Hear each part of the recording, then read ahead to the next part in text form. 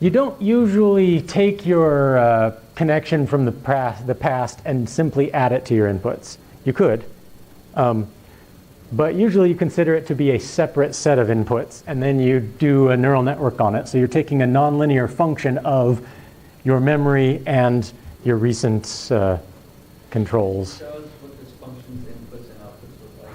You know, f of something equals something. Sure.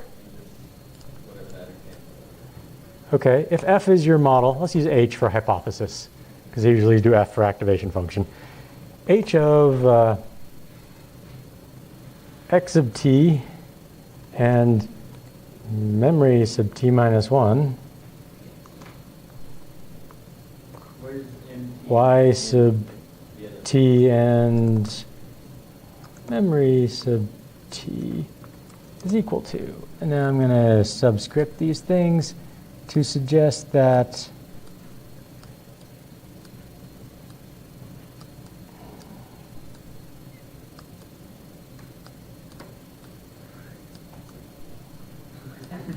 okay. What I'm suggesting here is, let's suppose t is the right now, and t minus 1 is the what came from my past. And it's a digested feature representation of not only what came from the previous time step, but what I remembered from the time step before that, and all the way off to infinity. Because you could say that your memories right now are a function of the memories you had a moment ago plus whatever happened since then. Couldn't you? Presumably that function pretty much just is identity and preserves your memories, unless you forget a little bit.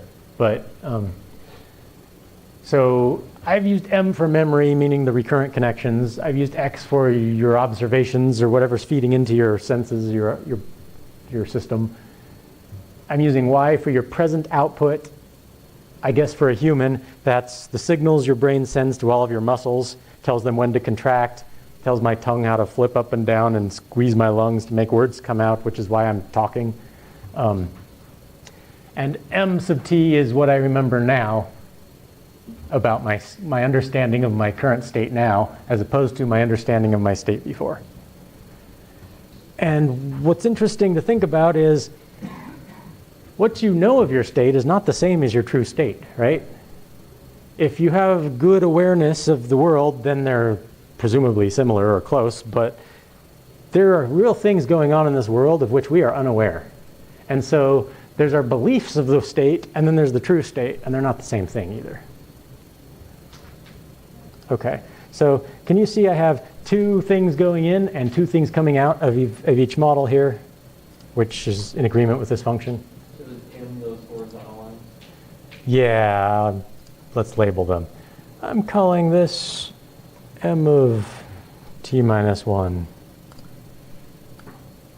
And by the way, there's no standard or correct place to put the minus 1 and the 1s and the plus 1s. You can call this m of t if you want. If it makes you feel better. Just don't get it mixed up. As long as you're consistent, then you're doing it right. So yeah, m of t plus 1 feeds into this model, and m of t comes out of this model. Okay. Well, now that you see the model in the unrolled form, can you do backpropagation on it? Basically, yeah, because it's just a feed-forward model now. I mean, admittedly, I've drawn it kind of funky, but we could move some arrows around such that it looked like this.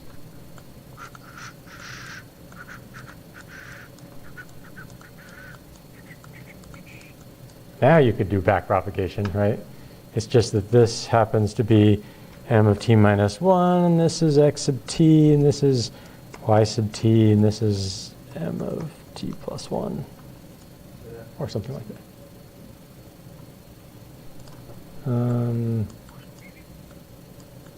Oh. No, my memories count by 2s. I'm kidding. Okay, yeah, you're right. No, so this is just regular backpropagation. But here's the really thing that's kind of hard to wrap your mind around. Imagine we've got W inside of these models. this is W, and this is W, and this is W, and this is W. If the model were completely trained, meaning we've reached the level of no more plasticity, this thing's 99 years old, it's ready to die, because of course it lives to be 100 years old for some reason. If there's no more plasticity because we're done training, then all of these W's are going to be approximately the same, right? So then there's no problem. But now what if this neural net is brand new? It's 1 month old, high plasticity, it's learning hyper fast. When we do backpropagation, how do we update the weights? Let me put it this way. My mom likes tacos. How do we respond to that? Good for her. Something like that. Okay. I should have started 1 unit earlier, then I would have not ran out.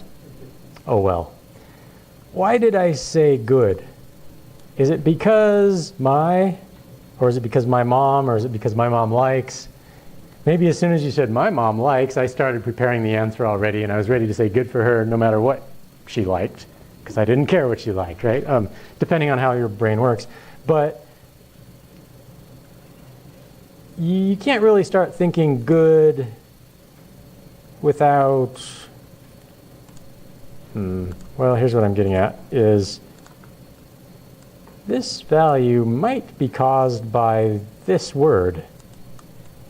And so it kind of followed that path of influence. Or it might have kind of been caused by both of these words. And maybe it really had nothing to do with maybe if I would have said, Tom's mom likes tacos, you would have produced the same response. So maybe the weights from to good there's a 0 in there somewhere, but the weights from mom likes are all highly influential in having caused the response of good. Okay?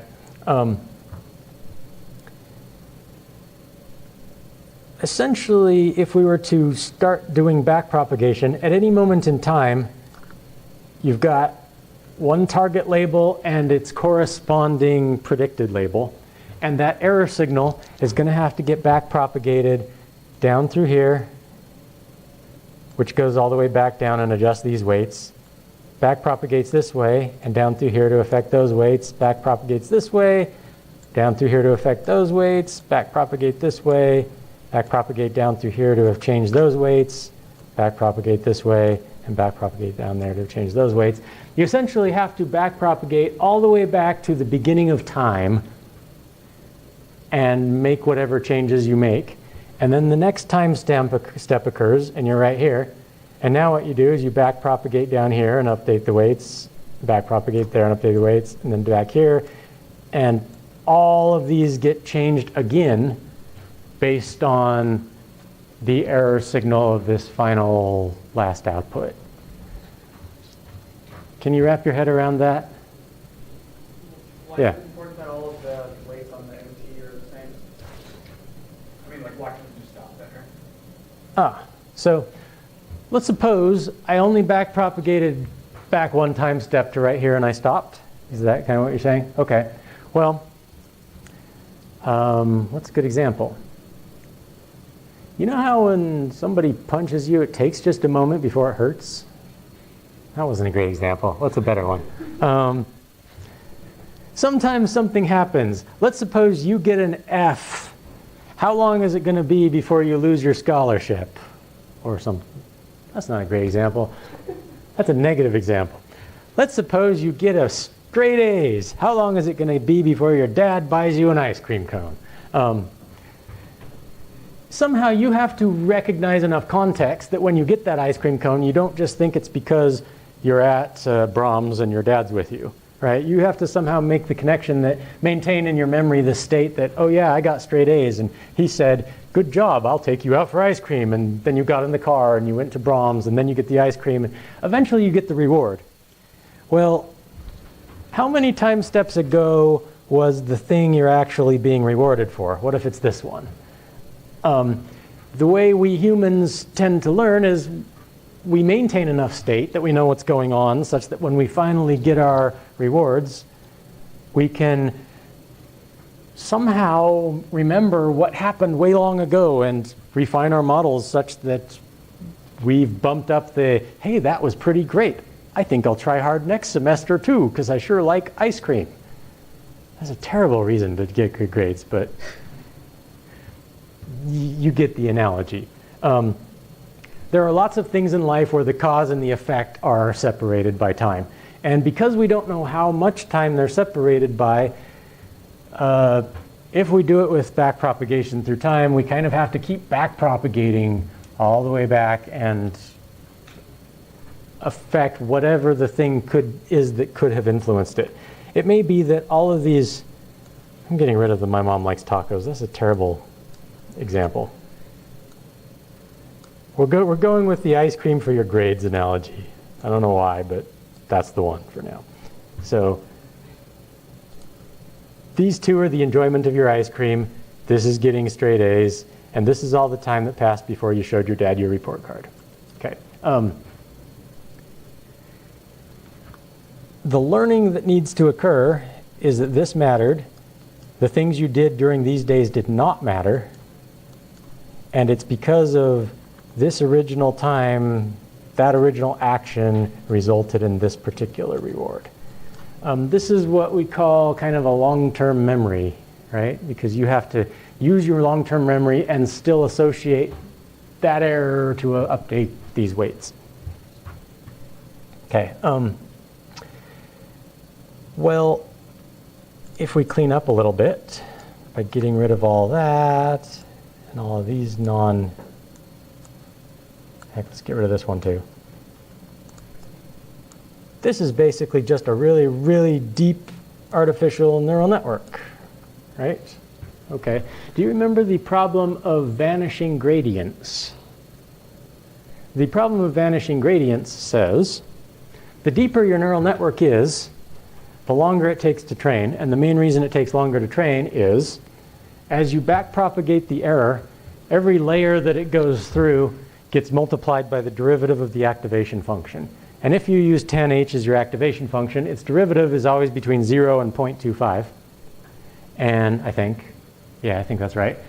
So in the best case, your error is getting multiplied by 0.25, by 0.25, by 0.25, by 0.25, by 0.25, by 0.25, by 0.25, by 0.25. How many times can you do that before and your machine still retains some precision? I don't know, probably 400, but some number of times it gets closer and closer to 0, and it takes a whole lot of updates before this has any effect whatsoever. And that's actually the right thing to do because there's a lot of possibilities, right? There's lots of things that could have resulted in that outcome. So until the weights arrange themselves such that it does the right thing, that's kind of the best it can do. So backpropagation through time has been known since the 1970s. It was discovered really early on that you could use it to train recurrent neural networks. The only problem is nobody had ever successfully trained one that had more than about one hidden layer before it just kind of fell apart. The algorithm's super slow and it got really unstable. And they studied it and tried to figure out why for a darn long time. Eventually, a model was proposed called an LSTM model, which stands for long short-term memory. And you'll probably see that term bandied about whenever you talk about recurrent neural networks. There are other models now, one called gated recurrent unit that follows a similar principle. But for right now, LSTM models were the first to kind of solve the problem of finding connections between things that happened long ago and outcomes in the far future.